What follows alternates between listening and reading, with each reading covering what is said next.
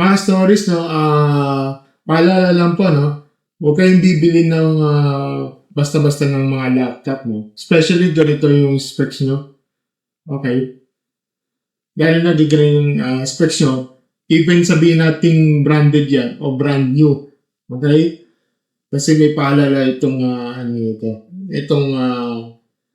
Itong concern ito galing sa Tech Solutions na to. Well, tingnan natin, anong meron dito? Bakit? Bakit tayo pinagbabawal? Bakit? Sige nga.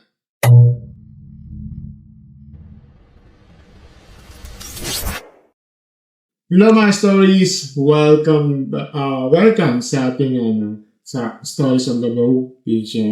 Ito ay hiwalay ko lang ito sa Market Stories sa isa kong channel sa main channel mo. Niligay ko sa second channel para ito ay isang public concern lang naman to. So, unlike do sa Market Stories, ito yung mga public awareness, sa mga news, mga niche ko, sa mga general commentary. Ito naman ito yung parang friendly concern naman to.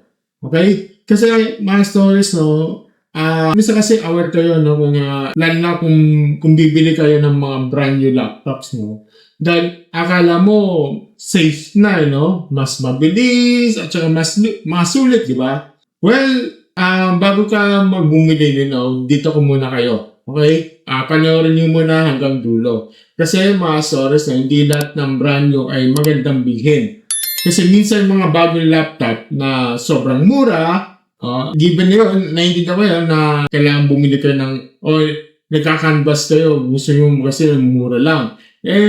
Yun nga lang, pag if ever bibili ka ng mura, ito yung magiging stress ninyo diba? Na parang ito yung pinakamahal sa dulo ng dahil sa stress, bagal at saka pagsisisi din. Okay? So, itong sa video na to, kailangan natin ng friendly reminder lang. Kasi mag-post ito sa Tech Solutions na to, and nagsasabing iwasan ang mga budget laptops ng mga 2 gig o 4 gig na RAM, di ba? At saka yung Intel Celeron o Pentium, di ba? Pentium, take note kahit Pentium pa yan. Matapang stated na do not buy those. Okay?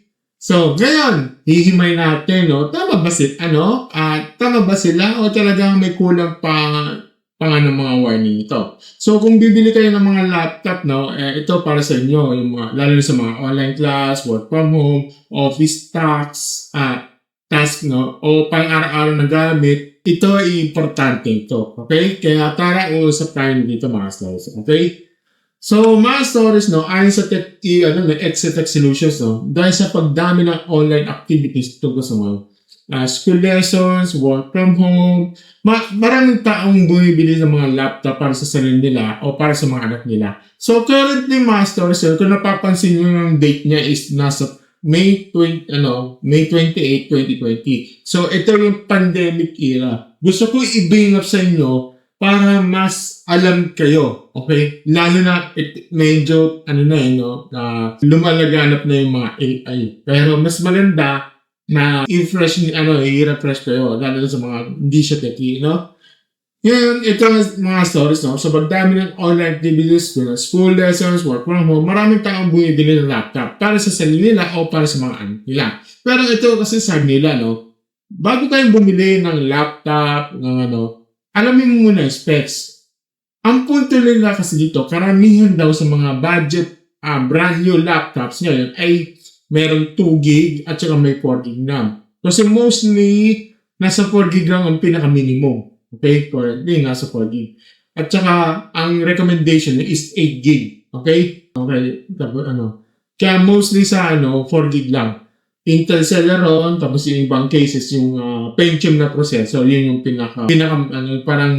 let's say yung pinaka-minimum na new entry, kumbaga, sabi nila, okay? At ang advice nila, huwag daw bilhin advice nila ay huwag daw bilhin mga yan. Bakit? Una, sabi nila, ang Intel Celeron ay Pentium ay kabilang sa mga least powerful processor. Kapag mahina ang processor, mahina din ang multitasking, mabagal mag-handle ng maraming proseso, at saka posibleng hindi umabot sa minimum requirements sa ibang applications, di ba? Pangalawa, sabi nga nila, kahit 4 gig lang yung 4 gig yung sobrang baba na ngayon. Lalo na ako sa Windows 10 dahil maraming din built-in proseso ng system. At ito ang mautak ng linya dito. Lalamunin ng Google Chrome ang laptop mo kapag ganito ang RAM mo. Imagine mo, mga stories, ito, gamit ko ito, yung laptop, pero seller ito. Kapag ito sa yung yung sa akin task manager. Imagine mo, 4 gig, tapos ito yung aking CPU. Imagine mo, taas, nasa almost mapupuno na siya. Nasa alos 92% yung nakain niya. Tingnan mo naman yung processor ko.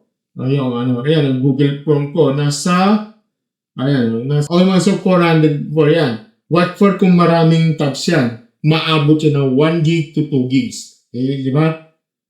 Talagang kain talaga, mga friends. At saka ito yung tumatak sa ito yung recommendation nila para mas okay yung specs, no? Ito para sa browsing, office work, at saka video conferencing. Ang recommendation talaga is Intel i3 o Ryzen 3, okay, sa AMD, o Ryzen 3 higher, okay, na 6th generation pataas na, into latest, no? Tsaka sa Ryzen 3, kahit yung mga, sa Ryzen 3, like 4th generation pataas na rin, into latest. Tapos at least, mas maganda 8 gig yung, at least 8 gig lang, na hanggang pataas. Recommendation 16 gig. Tapos yung storage niya dapat naka-SSD na. Mas mainam na naka 256 yung gig na 256 gig yung SSD at saka 5 parang 1 terabyte isa plus na yon.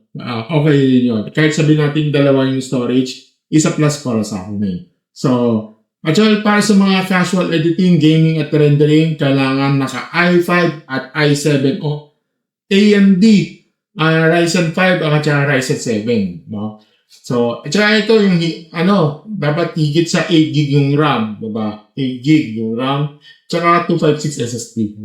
At kung nakabili ka lang ng mga entry-level laptop, mas advice nila na mag-upgrade sila ng RAM, diba? Mag-SSD. Yun yung kasi yung recommendation namin karamihan. SSD talaga is the best talaga. Yun yung pinaka-recommendation ko pagdating sa SSD na. Huwag kayong bibili na H8 na HDD lang. Wag. Dapat meron kayo as long as SSD na yun. At saka i-prioritize yung performance over appearance, okay? So, iwasan ng mga third-party antivirus, tapos bawasan ng apps. At syempre, kailangan din ng stable internet. Syempre, importante yun. At saka yung final note nila, wag mag-settle ng isang laptop na nasa huli ay mas mapapahamahal ka pa. Okay, masters, ito yung diretso kong take, Sa nakikita ng bahagi, tama itong post na to, At kailangan talagang sabihin ng diretso ko dito. Maraming murang brand yung laptops ang technically gumagana pero practically nakakainis. Kaya nakakainis gamitin. Ibang usapan yung umaandar sa usable, okay? Diyan naliloko yung karamihan sa mga buyer. Dahil sa iniisip ng tao, brand yun naman okay na yan. Hindi gano'n. Maling logic kasi yun. Ang tawag dyan is appeal to novelty. Akala natin bago, automatic na mas maganda. Pero sa tech vision natin o tech na point of view, hindi brand new ang bida dito. Ang dito is specs ang bida dito. Kung ang laman ng laptop ay mahina, kahit bagong bukas pa ang crown yan, mahina pa rin yan. Okay? So, tungkol sa Celeron Pentium, well, maging fan tayo. Hindi naman ibig sabihin ng Celeron at Pentium ay totaling walang silbi, okay? Kung ang gagawin mo lang ay sa basic typing, very light browsing, YouTube, isang app lang at a time, may mga sitwasyon na pwede pa sila. Pero ito ang problema mga stories. Hindi ganyan gumagamit ng karamihan ng tao sa totoong buhay. Kasi ang actual usage ngayon ay ganito eh. May Zoom, may Google Meet, may Chrome tabs, may Messenger o Viber, may PDF, may Word o Docs, no? Minsan may Canva pa. Minsan may email pa sa background, di ba? At doon sumasabi na mahihinang specs, no? Kaya kung ang seller ang nagsasabing pang student naman niya, pang office lang yan, tingnan mo agad. Anong klaseng student work? Anong klaseng office work, di ba? Dahil ang pang-office noon ay Word Excel lang eh. Ang pang-office ngayon ay browser heavy, video calls, cloud files, chat apps at saka multitasking, di ba? So, kung sasabihin ng seller ng pang-office pero hirap naman sa Zoom, plus browser, plus docs, marketing lang, ano yan, is kind of marketing lang yan. Hindi honest assessment. Okay? At saka tungkol sa 4GB RAM, no? Straight answer, 4GB RAM is sa Windows 11 ay sobrang alanganin talaga. So, hindi lang Chrome ang kalaban nito, pati Windows updates, background services, browser tabs, video call, at kung ano-anong started apps dyan. Lahat yan kumakain ng memory. So, kaya kung laptop ng 4GB dyan, minsan naka-open pa lang browser and ramdam mo na agad na hinihingan na. Dito pa lang, masters. Kahit yung as a recording, itong ginagamit ko, hingal na siya. Okay? What for kung 2GB RAM pa yan, no? So, totoo lang, sa panangya, parang pinapahiraman mo rin yung sarili mo. So, ito ang masakit ng katotohanan dito, no? Mura lang sa simula, sa mga babang specs na, no? Pero sa dulo, mahina siya sa oras, inis, productivity, at mas magang replacement. Tawag dyan ay false economy. So, akala mo makatipid ka, no? Pero ang totoo dito, mapamahal ka lang sa maling bagay. Sa mura nga, pero mabagal nga. At sa laptop, no, ang bagal ng hindi simpleng inconvenience. So, trabaho, klase ng momento, at nasira lang. So, practical tip ko dito, mas okay minsan kaysa brand new budget laptop. So, itong ko dito, no, technical ng punto ko dito. Kung gipit ka sa sa budget mo, minsan mas okay pa ang matinong second hand na refurbished business laptop kaysa sa brand new na underpowered na budget model, okay? Oo, may risk na second hand, totoo yan, may risk talaga. Pero kung galing sa trusted seller, tested, maayos sa battery at malinaw condition, pwedeng mas sulit pa yan, no? Kaysa brand new yung 4GB RAM, tapos hirap na hirap mula day one, no? Kasi again, mga stories, no? Ang bibili mo ay performance, hindi amoy ng bagong kahon, okay? Pero isang bagay din kailangan i-update sa post dito. Yung recommendation nila ay dapat Intel 3 6th Gen, okay? Noong panahon ng ginawa pa ng post. May sense pa rin yan, okay? Pero kung ngayon ka bibili, mas practical na itaas mo na ng baseline. Kung bibili ka ngayon, mga stories, no? At mas realistic minimum dito is 8GB yung RAM minimum, sinabi ko na yan, okay? 8GB RAM minimum, 256 SSD minimum na yun. More than Intel Core i3, i5 o AMD Ryzen 3, Ryzen 5, okay? Mas maganda kung upgradable yung RAM at storage. So, kung kaya ng budget ng 16GB RAM, mas maganda at mas komportable sa long term. Importante dagdag dito, masters, hindi lang storage size ang tinitingnan dito. Marami kasing bumibida sa ads ng 500GB yung storage. Okay, pero anong klaseng storage ba yan? Kasi minsan mga storage, mas pipiliin ko yung 256GB gig na SSD kaysa ng 1TB high speed kung ang speed ng everyday use ang usapan, di ba? Bakit? Kasi ang SSD ay isa sa pinakamalaking ramdam ng improvement sa laptop.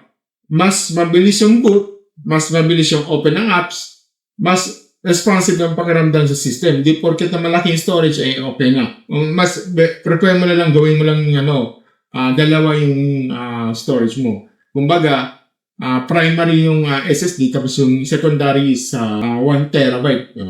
Okay yun, isa plus yun, di ba? Walang problema doon. At saka isa pang na critical na tanong bago tayo bumili, no? Upgradable ba to yung laptop? Yes, diyan marami mabibig kami dito. Kasi may mga budget laptop na mayroong soldered na yung RAM nito. Nadadagdagan ng memory. At saka yung eMMC storage, no? Kailangan alamin mo yan. At saka limitado yung upgrade options dyan. So kapag ganyan nabili mo, parang nakakatulong ka na sa mabagal na setup. Kaya bago ka yung bumili, no, itanong muna, ilang gigabytes yung RAM? Upgradable ba? SSD ba yan o HDD? Anong processor exactly? Kaya ba ng daily task mo, di ba?